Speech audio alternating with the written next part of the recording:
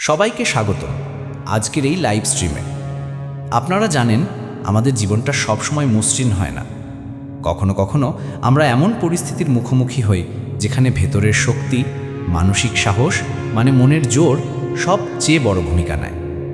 আজ আমি আপনাদের সঙ্গে আলোচনা করব 4টি সহজ অভ্যাস, যেগুলো যদি প্রতিদিন করেন তাহলে আপনার মনের জোর বেড়ে যাবে, আপনি আরও দৃঢ়, আত্মবিশ্বাসী আর স্থির মনের মানুষ হয়ে উঠবেন।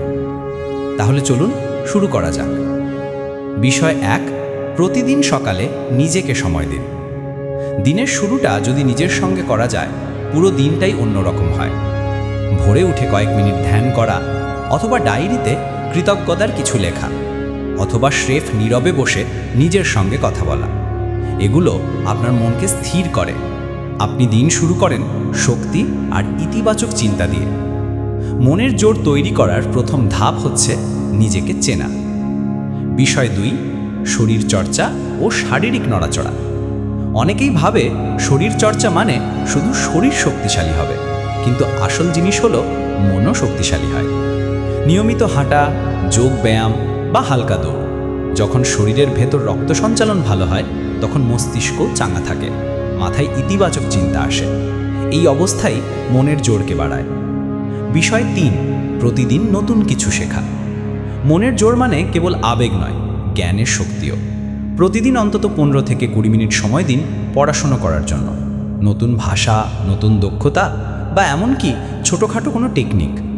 যখন আপনি দেখবেন আপনি প্রতিদিন একটু একটু করে উন্নতি করছেন, তখন ভেতরের আত্মবিশ্বাস অনেক গুণ বেড়ে যাবে।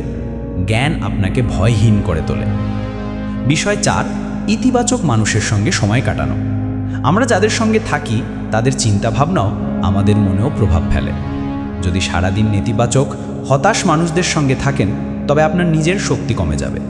কিন্তু যদি এমন মানুষের সঙ্গে সময় কাটান যারা সবসময় অনুপ্রেরণা দেয়, সামনে এগিয়ে যেতে সাহায্য করে, তবে আপনার মনও দৃঢ় হয়ে উঠবে। তাই সবসময় খেয়াল রাখুন আপনার চারপাশে কাদের রাখছেন। সংক্ষেপে 4টি জিনিস: 1, সকালে নিজেকে সময় দিন। 2, শরীর চর্চা করুন।